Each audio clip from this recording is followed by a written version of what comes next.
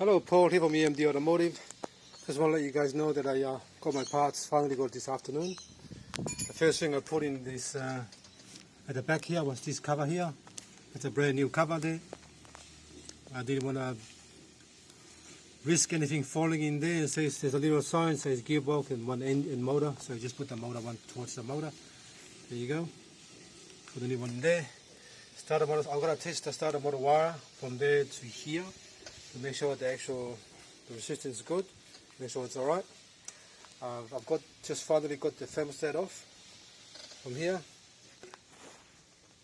Got the thermostat right off, and there's a special tool I made up to take it off. You hook it on that side and just use a pry bar to pry it out. Make sure it's a piece of steel so it doesn't bend. I've got all this stuff off already. This side here is off, so I'm going to actually do the booster line. So this one here, that pipe there goes to here. So make sure you put some silicone or some kind of silicone grease or some little spray there. Otherwise, and when you do install one of these, don't just push it on.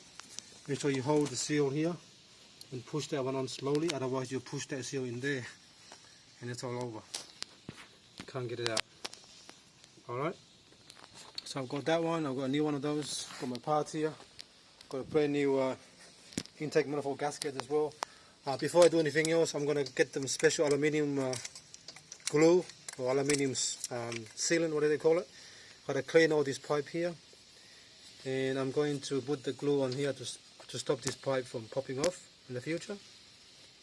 So you can see that one there has moved a little bit out. Right there, see the little brass thing there? That's the glue. So I'm going to do that first.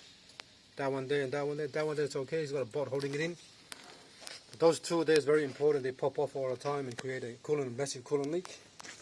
And got to check the tensioner tomorrow. For the belt as well. And then I'll go from there. Alright.